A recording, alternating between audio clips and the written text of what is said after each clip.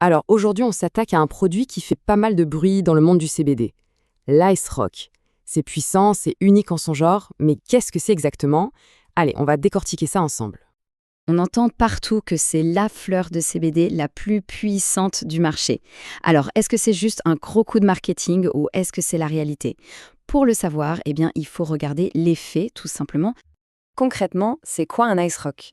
Imaginez un peu le truc, on prend une super belle fleur de chanvre, vraiment le top du top, et on la recouvre, mais alors entièrement, de cristaux de CBD pur.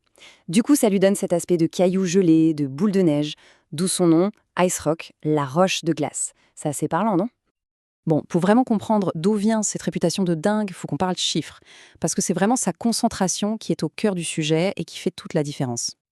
Et attention, le chiffre qui met tout le monde d'accord, c'est ça, jusqu'à 80% de CBD. Oui, oui, 80%. Pour mettre ça en perspective, c'est juste énorme. C'est bien plus qu'une fleur de CBD classique. Là, on comprend tout de suite mieux pourquoi on parle d'un produit surpuissant. Ok, 80% de CBD. Mais alors, est-ce que c'est légal tout ça? Eh bien oui, c'est là que le deuxième chiffre super important entre en jeu, son taux de THC. Il reste bien en dessous du seuil légal de 0,3% fixé en Europe. Donc on a la puissance du CBD, mais sans l'effet psychotrope du THC. C'est crucial de le préciser. La question qui vient juste après, c'est comment c'est possible d'atteindre un taux pareil? Parce que, soyons clairs, ça ne pousse pas comme ça sur une plante. Le secret, il est dans la fabrication. C'est un processus assez spécial et on va décortiquer ça ensemble. En gros, c'est une recette en 3 étapes. D'abord, on part d'une base solide, une fleur de chanvre de super qualité. Ensuite, cette fleur, on va la faire tremper, l'infuser dans un extrait de CBD hyper concentré. Et la touche finale, pour vraiment faire exploser les compteurs, on l'enrobe complètement dans de l'isolat de CBD pur. Ce sont ces fameux cristaux blancs qu'on voit à l'extérieur. Donc, ce qu'il faut vraiment piger, c'est que l'ice rock, ce n'est pas juste une fleur, c'est un assemblage, un produit composite, comme on dit. On a la fleur, le concentré et l'isolat. C'est ce trio qui lui donne son look si particulier et surtout sa puissance hors norme.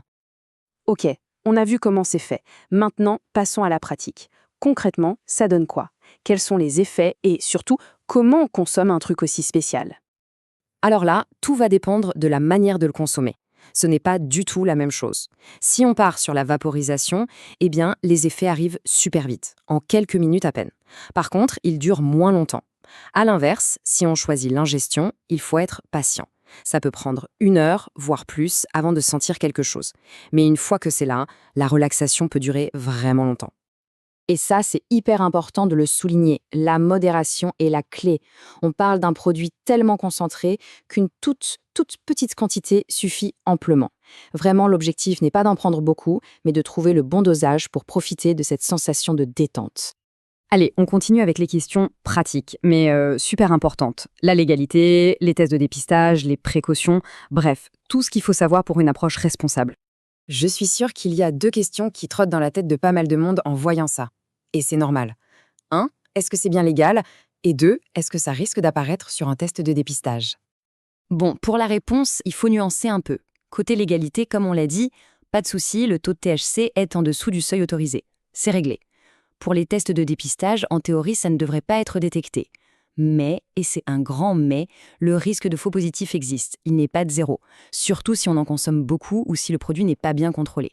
Donc, la règle d'or, c'est de toujours se tourner vers des produits qui ont été testés en laboratoire. Une autre question évidente, avec un produit aussi puissant, est-ce que c'est fait pour les débutants? La réponse est assez directe. Non. Ce n'est vraiment pas conseillé pour quelqu'un qui découvre le CBD. La concentration est juste beaucoup trop forte. Pour commencer, il vaut mieux y aller tranquillement avec des fleurs ou des résines plus légères. Ça permet de s'habituer aux effets tout en douceur. Donc, pour résumer un peu tout ça, l'Ice Rock, c'est vraiment un ovni dans le monde du CBD. C'est un produit à part, sa composition, sa puissance record, tout ça en fait un produit pour un public averti, des personnes expérimentées qui savent ce qu'elles recherchent. Et pour finir, on va se quitter sur une petite réflexion.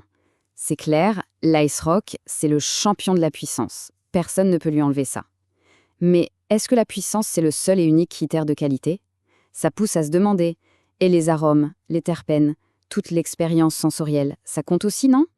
Voilà, c'est ce qui termine notre plongée dans l'univers de l'Ice Rock CBD. C'est un produit vraiment fascinant, qui pousse les curseurs de la concentration au maximum. Et au final, c'est peut-être ça, sa plus grande qualité. Nous faire réfléchir à ce qu'on attend vraiment d'un produit à base de CBD. Merci d'avoir suivi cette analyse.